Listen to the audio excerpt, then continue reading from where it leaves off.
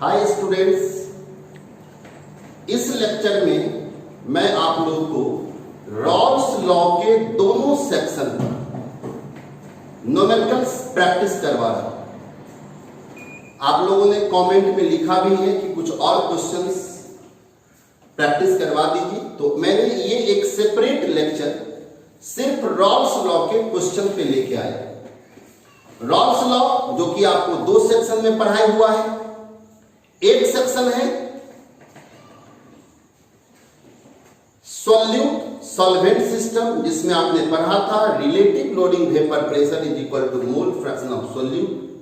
And second section है solvent solvent system, जिसमें दो सॉल्वेंट का जो सॉल्यूशन होगा उस मिक्सचर का वेपर प्रेशर दोनों सॉल्वेंट के पार्शियल वेपर प्रेशर के सम के बराबर होगा, और पार्शियल वेपर प्रेशर जो होता है वह is equal to vapour pressure in pure state into mole fraction of the solvent in solution. उसमें एक और सेक्शन था कि वेपर फेज में हम लोग मोल फ्रैक्शन कैसे निकालें। मैं आप लोगों को एक बात बोल दूं, जो डायरेक्टली ये वीडियो आप अभी देखना शुरू किए हैं, आपको इस क्वेश्चंस को समझने के लिए पीछे का दो लेक्चर्स आपको देखना पड़ेगा। फार्मूला का डेरिवेशन कंसेप्ट मैं वहां पे दिया हूं, अभी सिर्फ क्वेश्चंस कर रहे थे। जो पीछे का लेक्चर्स देखे हैं उनके लिए तो ये बहुत ही इंपॉर्टेंट लेक्चर हो जाएगा। आप क्वेश्चन को बनाना सीखेंगे और उसके बाद जब ये लेक्चर्स आप देखेंगे तो खुद से आप क्या करो, किसी भी असाइनमेंट और बुक से क्वेश्चन जब प्रैक्टिस करेंगे तो आपको क्वेश्चन बनने लगेगा, इसकी गारंटी है। एक और बात कि आप लोग जब भी कोई लेक्चर को देखिए, जैसे आपने पीछे जो लेक्चर देखा है कॉलिगेटिव प्रॉपर्टीज के बेस पे, वो टोटल देखना पड़ेगा। मतलब वीडियो को पूरा देखेंगे तब जाकर के आपको वो पूरा कंसेप्ट क्लियर होगा। ये नहीं कि आधा देख के रोक दिए फिर न्यूमेरिकल्स में दिक्कत होगा। इसीलिए जब भी देखें पूरे लेक्चर्स को देखिए। ये सीरीज चल रहा है सॉल्यूशन का, और अब मैं बोला भी था और डेली आपको वीडियो अपलोड भी हो रहा है, तो हर दिन एक वीडियो अपलोड होगा। और जब सॉल्यूशन खत्म होगा तो मैं फिर से पूरे सॉल्यूशन पे आप देखिएगा कि मैं क्वेश्चन का एक सीरीज लाऊंगा। लेकिन फिलहाल आइए रॉल्स लॉ के पहला सेक्शन पे हम लोग कुछ क्वेश्चंस को करते हैं जो सॉल्यूट सॉल्वेंट सिस्टम है। मैं बोल देता हूं, अभी जो क्वेश्चन मैं दे रहा हूं वो सॉल्यूट सॉल्वेंट सिस्टम, और इसके बाद के फेज में सॉल्वेंट सॉल्वेंट सिस्टम लेंगे, और उसके बाद के फेज में हम लोग काम करेंगे वेपर फेज में मोल फ्रैक्शन निकालने। आइए टॉपिक को आगे। आइए, एक क्वेश्चन है कि what is the vapour pressure eight 100 degree of A solution. देखो क्वेश्चन जब पढ़ो तो आप क्वेश्चन को पहले जानो कि क्या पूछा आपसे। कहते हैं what is the vapour pressure eight 100 degree से ऑफ ए सॉल्यूशन, मतलब एक सॉल्यूशन का मेरे से वेपर प्रेशर पूछ रहा है। PS is equal to what, 100 degree C पे पूछ रहा है, याद रखें, कंटेनिंग 15.6 ग्राम वाटर। अब देखो एंड 1.68 ग्राम सुक्रोज। आप देखिए सुक्रोज यहां पे सॉल्यूट हो गया, 15.6 ग्राम वाटर है, ये सॉल्वेंट हो गया। और आप देखिए मेरे पीछे के लेक्चर में मैंने कहा था कि 100 डिग्री पे जो वाटर का वेपर प्रेशर होगा वो 1 atm होगा, CM में 76 होगा। अब आइए इस क्वेश्चन के बगल में यहां आंसर भी लिखा हुआ है, आंसर 75.57 CM लिखा हुआ है। तो मैं आपको बता दूं इस क्वेश्चन को बनाने में जो P0 लोगे, सॉल्वेंट का जो प्योर वेपर प्रेशर लेंगे, 100 डिग्री पे वाटर है तो आप P0 ले लीजिए जो वाटर का 1 atm। लेकिन क्वेश्चन चूंकि CM में तो मैं डायरेक्ट लिखता हूं 76 C। क्लियर? आपको सॉल्वेंट का मास दिया है, सॉल्यूट का मास दिया है। आइए आप चाहो तो इसको आप A नंबर से, B नंबर से, C नंबर से, क्योंकि देखो सॉल्यूट का मात्रा 15.6 के सामने ये बहुत कम नहीं है। 15.6 से 1.6 से बहुत कम नहीं है, इसीलिए आप B नंबर लगाओगे तो ये अप्रॉक्सीमेट आंसर आएगा। इसलिए A या C, हम डायरेक्ट C नंबर लगाते हैं। फॉर्मूला था P0 minus PS by PS is equal to N by N। याद अब P0 देख लो 76 माइनस पीएस बाय पीएस, ये निकालना है हमको, पीएस ही निकालना है, और this is equal to n by n, ये सोल्यूट का मोल, तो सोल्यूट 1.68 डिवाइडिंग बाय शुगर का मॉलिक्यूलर मास, मैंने सॉल्यूशन चैप्टर में आपको बताया है, तो 1.68 dividing by 342 into mass of solvent 15.6 दिया हुआ है, और डिवाइडिंग बाय वाटर का मॉलिक्यूलर वेट, यहां डिवीजन को मैं यहां लिखता हूं ये 1। अब देखो वेरी सिंपल, आप कैलकुलेट कीजिए, एक वेरिएबल है, एक इक्वेशन है, और पीएस का जो वैल्यू होगा वो कितना होगा, आप कैलकुलेट करके चेक कर सकते हैं। क्लियर है? ये फर्स्ट क्वेश्चन। आइए एक और क्वेश्चन में बात करें। The vapour pressure of an aqueous solution of cane sugar, ये मॉलिक्यूलर वेट 342, ये शुगर का है मॉलिक्यूलर वेट, एक हो गया केन शुगर, इसको हम बोले गन्ने का चीनी, ठीक है, तो गन्ने के चीनी का मॉलिक्यूलर वेट 342 इज 756 mm। देखो एट 100 डिग्री सी, अब आइए कैसे कैसे क्वेश्चन को समझा जाता है आपको बता दे। देखो the vapour pressure of an aqueous solution, an aqueous मतलब ये एक्वस सॉल्यूशन है, अर्थात यहां पे वाटर सॉल्वेंट है, ये मीनिंग क्लियर कर रहा है कि ये वाटर सॉल्वेंट है, केन शुगर सॉल्यूट है, ये पीएस है 100 डिग्री सी पे, और 100 डिग्री पे आपको पता है कि वाटर पी नॉट, अब देखो ये चीज देखो यहां एमएम है, ऊपर के क्वेश्चन में आंसर देखा सीएम तो मैंने पी नॉट लिया 76, यहां क्वेश्चन में देखा एमएम तो मैं पी नॉट लेता हूं 760 एमएम।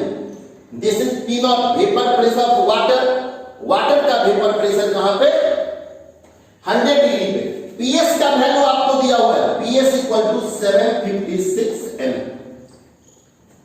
कहता how many gram of sugar, मतलब आपसे सॉल्यूट का मास निकालना है प्रेजेंट इन पर 1000 ग्राम ऑफ वाटर।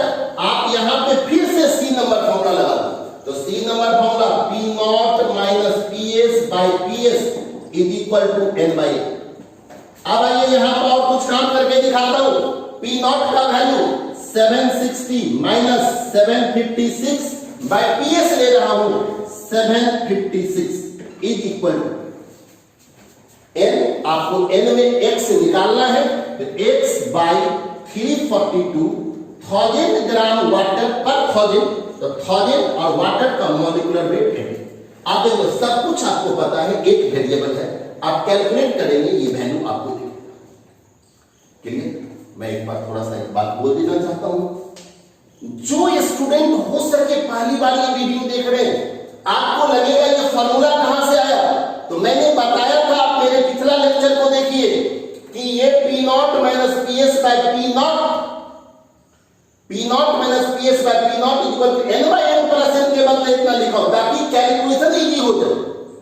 नहीं तो आप अगर ए नंबर से बनाओगे यही आंसर आएगा, लेकिन थोड़ा कैलकुलेशन एक्स्ट्रा आपको करना पड़ेगा, तो कम कैलकुलेशन के लिए मैं ए नंबर का अल्टरनेटिव टर्म रखा था, ये सी नंबर। क्लियर? आइए ये था solute solvent system. Solute solvent system पे दो क्वेश्चन और रखते हैं और उसके बाद सॉल्वेंट सिस्टम, ठीक है? आइए दो और क्वेश्चन आपके सामने रखें। The pressure of A water vapour of A solution containing a non-volatile solute is 2% below that of the vapor pressure of pure water। ये तो समझो कि कंसेप्ट ही क्वेश्चन है कि एक सॉल्यूशन जिसमें नॉन वोलाटाइल सोल्यूट है, एक नॉन वोलाटाइल सोल्यूट है, उसका वेपर प्रेशर प्योर वाटर के वेपर प्रेशर से 2% कम। कहता है determine molality of the solution, तो उस सॉल्यूशन की मोलालिटी क्या हो, आप इसको समझिए। आपको लगे सर आप तो मोल फ्रैक्शन की बात किए थे जी, पहले मोल फ्रैक्शन ही निकालना पड़ेगा और उसके बाद आपको पीछे मोल फ्रैक्शन और मोलालिटी के बीच में रिलेशन दिया हूं, उस पे रिलेशन से फिर ये मोलालिटी निकलेगा। तो पहले आप देखो, आपको इसमें आप x भी मान सकते हैं, 100 कुछ भी मान सकते हैं, क्योंकि परसेंट दिया है, तो 100 लेता हूं, तो मान लो वाटर का वेपर प्रेशर 100, ये मैं माना, तो जब 100 लेंगे वाटर का, तो अब देखो पहले ये जो आप लोग ऐसे करो कि एक फॉर्मूला हम लोग पढ़े P0 माइनस PS बाई, यहां P0 लेता हूं, this is equal to mole fraction. कहोगे PS लेंगे तब, तो PS मोल फ्रैक्शन के बराबर नहीं है, तब तो N बाई है। अब देखो, अब अगर इसको हम कैलकुलेट करें, इसको मैं 100 ले लिया, 100 माइनस 98, क्योंकि ये PS है, 100 से 2% कम है, और divided by 100 is equal to mole fraction of solute. यानी मोल फ्रैक्शन ऑफ सॉल्यूट का वैल्यू हो जाएगा कितना, देखो 2/100 0.02। अब जब 0.02 हो जाएगा मोल फ्रैक्शन ऑफ सॉल्यूट, तो अब याद कीजिए, आप मेरे लेक्चर को देखिए, पीछे एक लेक्चर हुआ relation between molality and mole fraction.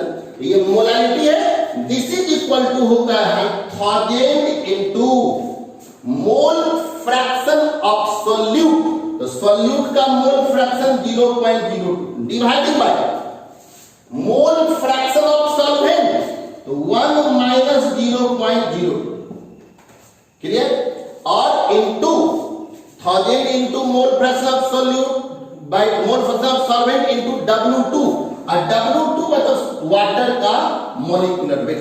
आप जब इसको कैलकुलेट करेंगे, जो वैल्यू आएगा इसका आंसर है। मैं एक बार समझा रहा हूं आपको, वेपर प्रेशर से जोड़ के मोलारिटी पूछा, लेकिन यहां मोल, आपने जब पिछला 2 लेक्चर पढ़ा है उसमें मोलारिटी से कोई रिश्ता नहीं था, वेपर प्रेशर को डायरेक्टली मोलारिटी से रिश्ता नहीं था, लेकिन बट मोल फ्रैक्शन से रिश्ता था। मोल फ्रैक्शन से, तो उसमें आप क्या देखे थे कि रिलेटिव लोडिंग वेपर प्रेशर जो है वो मोल फ्रैक्शन ऑफ सॉल्यूट के बराबर है। तो पहले मैंने मोल फ्रैक्शन निकाल लिया, और मोल फ्रैक्शन मोलालिटी में रिलेशन होता है, रिलेशन से मोलालिटी निकाल, क्लियर। आइए एक और क्वेश्चन को देखते हैं। कहते हैं at 20 degree C the vapour pressure of ether is 442 mm। Ether, अब ये ईथर यहां पे सॉल्वेंट है। कहते when 6.1 gram of a substance is dissolved in 50 gram ether. देखो ये सॉल्यूट का मास है 6.1, ये सॉल्वेंट का मास है ईथर का, ईथर, इस ईथर का मॉलिक्यूलर वेट 74 है। द वेपर प्रेशर, सुनो, the vapour pressure falls to, याद कीजिए मेरे पीछे के लेक्चर में 2 और बाय पे मैंने डिस्कस कर दिया था, तो फॉल्स टू इतना, दैट मींस यही PS है। अगर आप ये P0 है तो ये PS है, यहां रहता बाय इतना, तो दिस माइनस दिस होता PS, लेकिन यही है PS। What is the molecular weight? मुझे लगता है डायरेक्ट फॉर्मूला पे बात करें, P0 minus PS by PS is equal to N by N। यहां क्यों लगा दी? इसकी गुणा भाग को आसान कर लेंगे हम लोग। अब बताओ P0 का वैल्यू 442 माइनस PS का value 410 dividing by 410 is equal to, ये N बाई N है, तो मास ऑफ सॉल्यूट X दिया 6.1 बाय W, Y दिया है सॉल्वेंट 50, और मॉलिक्यूलर वेट ऑफ ईथर कितना है 74। आपको एक वेरिएबल है, आप जब कैलकुलेट करेंगे तो इसका आंसर जो होगा 115.4 होगा। ये काम आप करके चेक करिए, क्लियर है? और मुझे लगता है क्लियर हो भी रहा होगा। ये था सॉल्यूट सॉल्वेंट सिस्टम पर रॉल्स लॉ के बेस पर नोमेनक्लेचर, क्लियर। आइए अब हम कुछ क्वेश्चन करते हैं सॉल्वेंट सॉल्वेंट सिस्टम। आइए 2 क्वेश्चन और आपके सामने रखे हैं, और वो क्वेश्चन है सॉल्वेंट सॉल्वेंट सिस्टम। देखा फॉर्मूला आप देखे हुए हैं, समझे हुए हैं, क्वेश्चन पे काम करेंगे। कहते हैं एन एक्वस सॉल्यूशन। देखो फिर एक्वस सॉल्यूशन मतलब इसमें एक सॉल्वेंट वाटर है containing 20% by weight of liquid X। अब देखो एन एक्वस सॉल्यूशन था, तो एक तो वाटर हो गया, और 20% एक लिक्विड X है। देखो वाटर और लिक्विड एक, तो सॉल्वेंट सॉल्वेंट हो गया। कहते हैं मॉलिक्यूलर वेट इतना, ये X का मॉलिक्यूलर वेट है, हैज अ वेपर प्रेशर इतना mm। यानी ये जो वेपर प्रेशर आप देख रहे हैं ये PM है, मिक्सर का vapour pressure. Calculate vapour pressure of pure liquid X if the vapour pressure of pure water 150 mm at 60 degree। अब देखो फॉर्मूला हम लोग क्या पढ़े थे, याद कीजिए, पीएम बराबर P not x into mole fraction of x plus P naught water into mole fraction of water. याद कीजिए, पीएम बराबर पी डैश को मैं डायरेक्ट तोड़ दिया। अब एक लाइन में आपको मैं सेट कर देता हूं, कैलकुलेशन आप लोग कर लो। पीएम का वैल्यू हम लोग को दिया 116, क्लियर। अब देखो पी नॉट एक्स ही निकालना है, पी नॉट एक्स निकालना है into mole fraction of x. अब देखिए 20% है तो 20 dividing by molecular weight 140 plus फिर 20 बाय 140 प्लस रेस्ट जो होगा वो वाटर होगा एक्वस से, तो 80 बाय 80। आप इसको कैलकुलेट कर लीजिएगा तो देखो ये वेरिएबल है बाकी सब, और प्लस है पी नॉट वाटर, तो पी नॉट वाटर आपको दिया 150 इंटू ये हो जाएगा 80 by 80 by 20 by 140 plus 80 by 80। आप देख लीजिए, अब इसमें फिर वही बात, जब इसको कैलकुलेट करोगे चाहे कुछ भी वैल्यू होगा इसका, तो यहां पे जो वैल्यू होगा 1 माइनस दिस वैल्यू, आप गुना भाग ऐसे करके इसको सॉल्व कीजिए, आपका आंसर आएगा। देख लो क्या है, मतलब पीएम, फिर से सुनिए, टोटल वेपर प्रेशर जो मिक्सर का होता है उस सॉल्वेंट में पार्शियल के सम के बराबर होता है, और पार्शियल जो होता है उसका वेपर प्रेशर प्योर में इनटू मोल फ्रैक्शन सॉल्यूशन में। तो मैंने उस फॉर्म पे पूरा जो आपके पीछे फॉर्मूला लिखा हुआ, क्लियर। आइए और क्वेश्चन को देखते हैं। देखा कहता solution containing ethyl alcohol and propyl alcohol. अब देखो ethyl alcohol liquid, propyl alcohol liquid, दोनों लिक्विड है, the solvent system has a vapour pressure equal a solution containing this, दो सॉल्वेंट का सॉल्यूशन है जिसका वेपर प्रेशर, ये आपको पीएम दे दिया एट 30 डिग्री। कहता find the vapour pressure of pure ethyl alcohol. कहता प्योर इथाइल अल्कोहल का वेपर प्रेशर क्या होगा इफ इट्स मोल फ्रैक्शन इतना। अब एक बात समझो, इथाइल का मोल फ्रैक्शन दे दिया तो प्रोपाइल का मोल फ्रैक्शन भी समझो दे दिया, ये 0.65 है, दोनों का सम 1 होगा तो वो हो जाएगा 0.35, ठीक है। The vapour pressure of pure ethyl propyl alcohol, लो मैं यहां लिखता हूं PM is equal to P dash C2H5OH plus P dash C37OH। देख लीजिए दोनों का सब। अब पीएम का वैल्यू दिया है 290 इज इक्वल, ये जो P डैश है तो भाई इसका प्योर इनटू मोल फ्रैक्शन, तो अब लेंगे P नॉट C2H5OH, ये निकालना है इनटू मोल फ्रैक्शन 0.65, फिर प्लस करेंगे इसका प्योर स्टेट में, और इसका प्योर स्टेट में वेपर प्रेशर दिया है 210, तो 210। अब कई बार बच्चा ये कहेगा कि सर यहाँ पे प्रोपाइल अल्कोहल का मोल फ्रैक्शन नहीं दिया, तो आप जानो जब इसका मिल चुका है तो दोनों का सम 1 होगा, और इसके लिए मैंने सॉल्यूशन के पहला पार्ट में ये सब पे काम कर दिया है। अब यहां कर लीजिए 0.35, और देखिए ये एक सिंपल कैलकुलेशन होगा, इसका वैल्यू आप कैलकुलेट करिए। आइए आपको कुछ और क्वेश्चन कराते हैं, mole fraction in vapour phase को लेके चलते हैं, वेपर फेज में मोल फ्रैक्शन। आइए एक और क्वेश्चन आपके सामने रखते हैं, रॉल्स लॉ सॉल्वेंट सिस्टम पे ही है, लेकिन इसमें एक नया चीज आप देखिएगा जो आपको बताया था पीछे के लेक्चर में कि वेपर फेज में मोल फ्रैक्शन पूछा जाता है। चलिए क्वेश्चन आपके सामने है, the vapour pressure of pure benzene is बाइसेवन and that of pure toluene is 75। अगर मन हो तो आप यहां लिख लो P नॉट B को बेंजीन मानिएगा, ये बाइसेवन, और P नॉट टॉलिन को 75 एम। कहते what is the composition of the solution. देखो आपको सॉल्यूशन का कंपोजिशन मांगना है, यानी सॉल्यूशन में मोल फ्रैक्शन बेंजीन का मांग रहा है और मोल फ्रैक्शन टॉलिन दोनों का मांग रहा है, क्लियर है। कहता है of these two component that has the vapour pressure इतना, और मिक्सचर का वेपर प्रेशर हमको दिया है 50 mm, क्लियर। ये डाटा है, और फिर लास्ट में कहता है what is the composition of vapour. देखो यहां है कंपोजिशन ऑफ सॉल्यूशन। लैंग्वेज को एक एक वर्ड पे ध्यान देना। कंपोजिशन ऑफ द सॉल्यूशन मतलब नीचे में, और यहां है composition of the vapour in equilibrium with this solution. इस सॉल्यूशन का इक्विलिब्रियम तो वेपर के साथ बनेगा, अर्थात वेपर में कंपोजिशन। पहले हमें नीचे निकालना पड़ेगा सॉल्यूशन में कंपोजिशन। आप यहां पे मान सकते हो कि P naught mole fraction of benzene, mole fraction of benzene is equal to X मान, मैंने माना एक्स।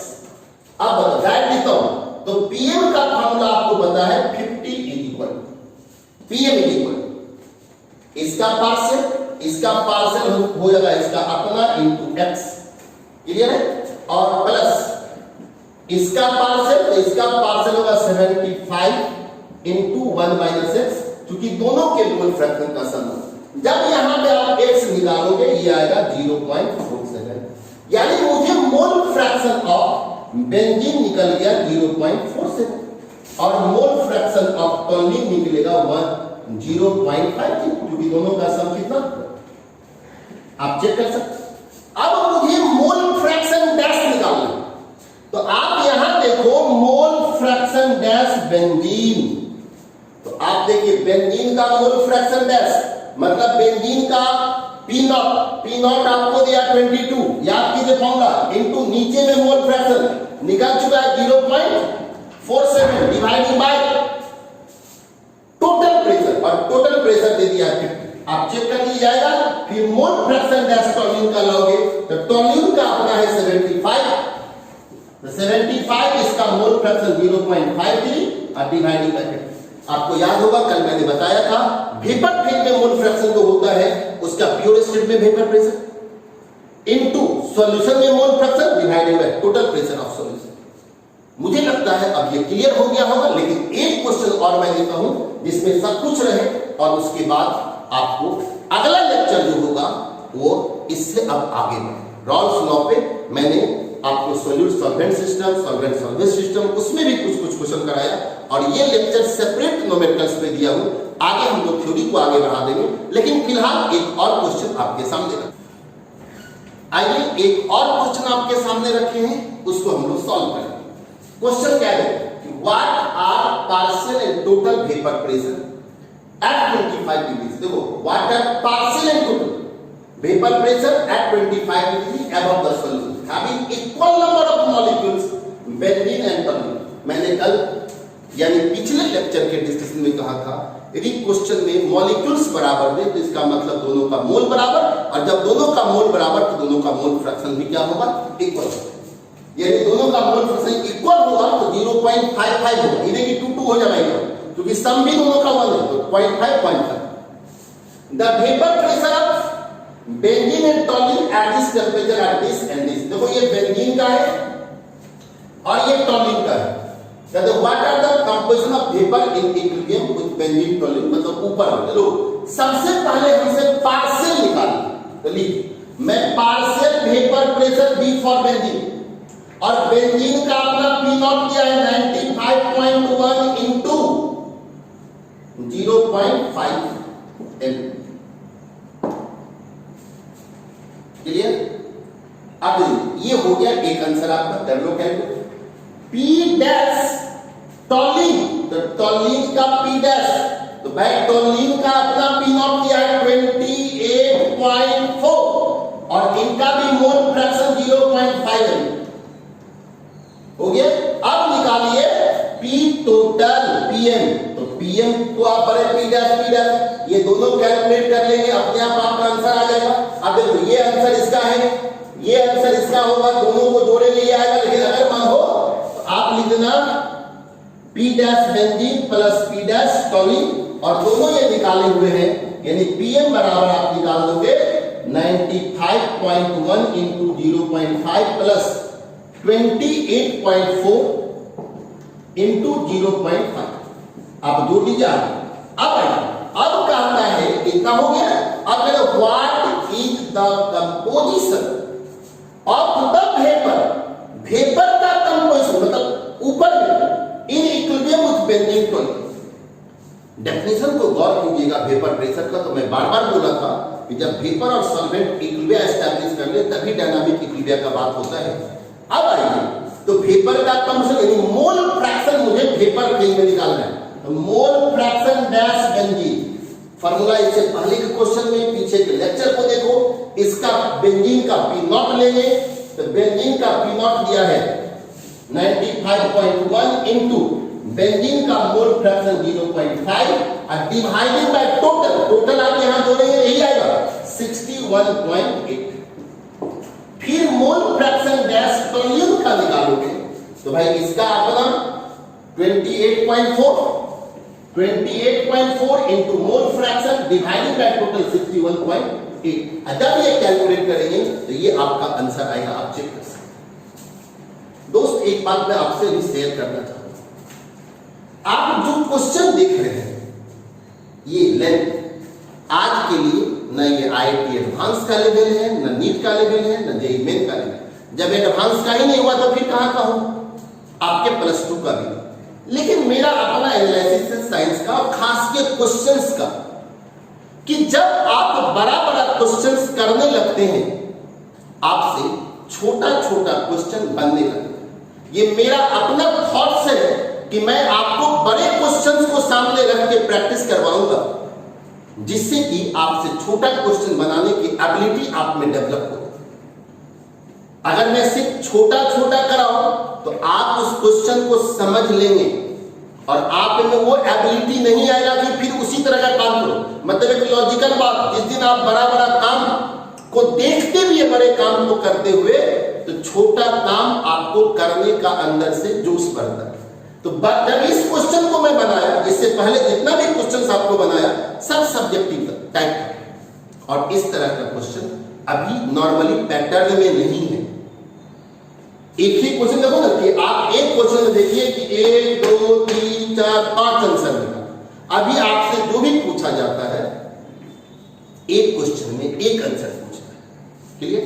तो जब एक क्वेश्चन में एक पूछता है, आप 5 वाला क्वेश्चन सॉल्व कर रहे हैं, तो ये एक्सपेक्ट करो कि आपसे क्वेश्चन बनेगा।